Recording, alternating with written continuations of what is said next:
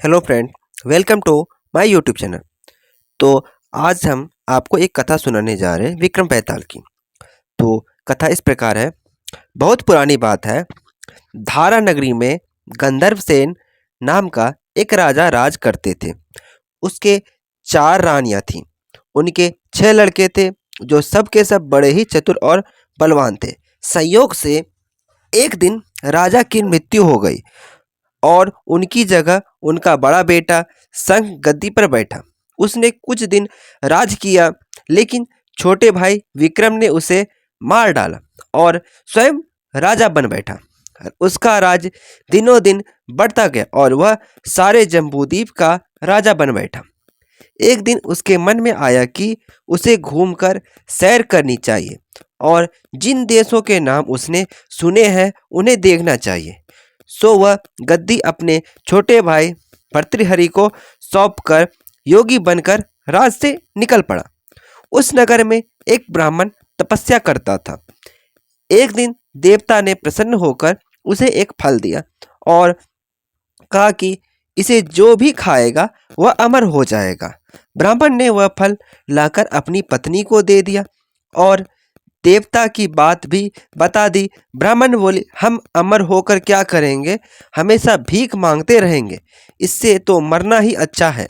तुम इस फल को ले जाकर राजा को दे आओ, बदले में कुछ धन ले आओ। यह सुनकर ब्राह्मण फल लेकर राजा भर्तृहरि के पास गया, सारा हाल का सुनाया। भर्तृहरि ने फल ले लिया और ब्राह्मण को 1 लाख रुपये देकर विदा कर दिए। भर्तृहरि अपने एक रानी को बहुत चाहता था।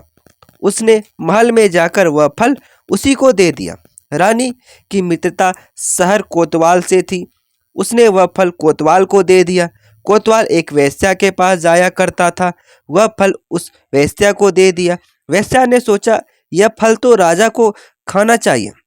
वह उसे लेकर राजा भर्तृहरि के पास गए और उसे दे दिया। भर्तृहरि ने उसे बहुत सारा धन दिया, लेकिन जब उसने फल को अच्छी तरह से देखा तो पहचान लिया। उसे बड़ी चोट लगी, पर उसने किसी से कुछ कहा नहीं।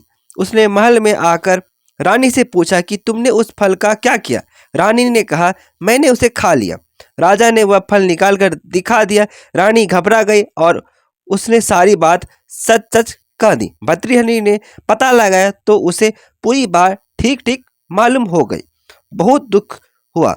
उसने सोचा यह दुनिया माया जाल है, इसमें अपना कोई नहीं है। वह फल लेकर बाहर आया और उसे धुलवाकर स्वयं खा लिया।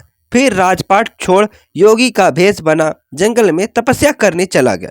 भर्तृहरि के जंगल में चले जाने से विक्रम की गद्दी सूनी हो गई। जब राजा इंद्र को यह समाचार मिला तो उन्होंने एक देव को धारा नगरी की रखवाली के लिए भेज दिया। वह रात दिन वहीं रहने लगा। भर्तृहरि के राजपाट छोड़कर वन में चले जाने की बात विक्रम को मालूम हुई तो वह लौटकर अपने देश में आया। आधी रात का समय था। जब वह नगर में घुसने लगा तो देव ने उसे रोका। राजा ने कहा, मैं विक्रम हूँ, यह राज मेरा है, तुम रोकने वाले कौन होते हो? देव बोला, मुझे राजा इंद्र ने इस नगर की चौकसी के लिए भेजा है। तुम सच्चे राजा विक्रम हो तो आओ मुझसे लड़ो। दोनों में लड़ाई हुई। राजा ने जरा सी देर में इन देव को पहचान दिया। तब देव बोला, हे राजन, तुमने मुझे हरा दिया, मैं तुम्हें जीवन दान देता हूँ। इसके बाद देव ने कहा, राजन, एक नगर और एक नक्षत्र में तुम 3 आदमी पैदा हुए थे। तुमने राजा के घर में जन्म लिया, दूसरे ने तेली के और तीसरे ने कुम्हार के घर। तुम यहाँ का राज करते हो। तेली पाताल का राज करता है। कुम्हार ने योग साधकर तेली को मारकर शमशान में पिशाच बना सिरस के पेड़ पे लटका दिया है। अब वह तुम्हें मारने की फिराक में है, उससे सावधान रहना। इतना कहकर देव चला गया और राजा महल में आ गया। राजा को वापस आया देख सबको बड़ी खुशी हुई। नगर में आनंद मनाया गया। राजा फिर राज करने लगा। एक दिन की बात है, शांतिशील नाम का एक योगी राजा के पास दरबार में आया और उसे एक फल देकर चला गया। राजा को आशंका हुई कि देव ने जिस आदमी को बताया था कहीं यह वही तो नहीं है। यह सोचकर उसने फल नहीं खाया, भंडारी को दे दिया।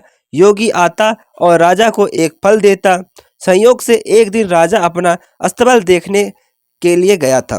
योगी वहीं पहुंच और फल राजा के हाथ में दे दिया। राजा ने उसे उछाला तो वह हाथ से छूटकर धरती पर गिर पड़ा। उसी समय एक बंदर ने झपटकर उसे उठा लिया और तोड़ डाला। उसमें से एक लाल निकला जिसकी चमक से सबकी आंखें चौंधिया गई। राजा को बड़ा आश्चर्य हुआ। उसने योगी से पूछा, आप यह लाल मुझे रोज क्यों दे जाते हैं? योगी ने जवाब दिया, महाराज, गुरु, ज्योतिषी, वैद्य और बेटी, इनके घर कभी खाली हाथ नहीं जाना चाहिए। राजा ने भंडारी को बुलाकर पीछे से सब फल मंगवाए। तुरवाने पर सब में से एक एक लाल निकला।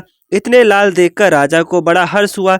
उसने जौहरी को बुलवाकर उनका मूल्य पूछा। जौहरी बोला, ये लाल इतने कीमती हैं कि इनका मोल करोड़ों रुपयों में भी नहीं आंका जा सकता। एक एक लाल एक एक राज के बराबर है। यह सुनकर योगी का हाथ पकड़कर गद्दी पर ले गया। बोला, योगी राज, आप सुनी हुई बुरी बातें दूसरों के सामने नहीं कही जाती है। राजा उसे अकेले में ले गया।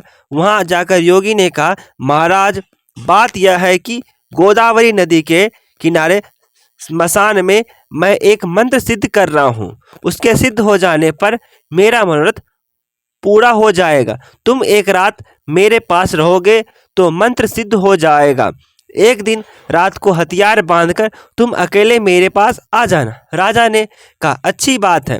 इसके उपरांत योगी दिन और समय बताकर अपने मठ में चला गया। वह दिन अपने आने पर राजा अकेला वहां पहुंचा।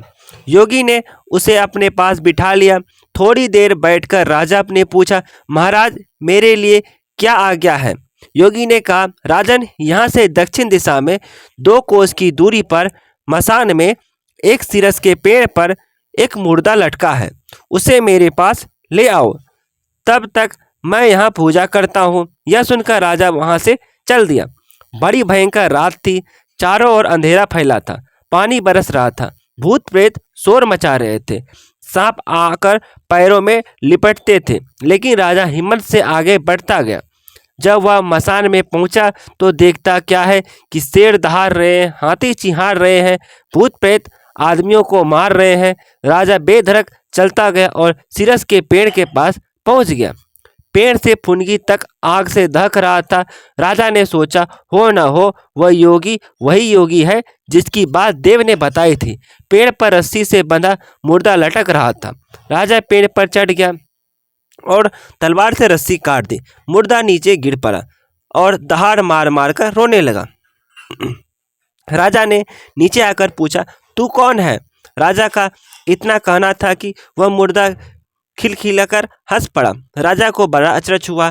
तभी वह मुर्दा फिर से पेड़ पर लटक गया। राजा फिर चढ़कर ऊपर गया और रस्सी काट मुर्दे को बगल में दबा नीचे आया। बोला, बता तू कौन है? मुर्दा चुप रहा। तब राजा ने उसे एक चादर में बांधा और योगी के पास ले चला। रास्ते में वह मुर्दा बोला, मैं बेताल हूँ, तू कौन है? मुझे कहाँ ले जा रहा है?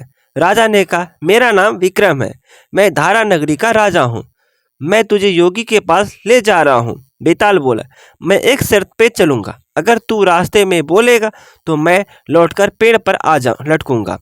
राजा ने उसकी बात मान ली। फिर बेताल बोला, पंडित, चतुर और ज्ञानी, इनके दिन अच्छी अच्छी बातें में बीतते हैं, जबकि मूर्खों के दिन कलह और नींद में। अच्छा होगा कि हमारी रह भली बाती की चर्चा में बीत जाए। मैं तुझे एक कहानी सुनाता हूँ। तो फ्रेंड्स, इसकी आगे की हम वीडियो अगले वीडियो में बताएंगे। इसकी आगे कथा हम आपको अगले वीडियो में बताएंगे। Thanks for watching my videos.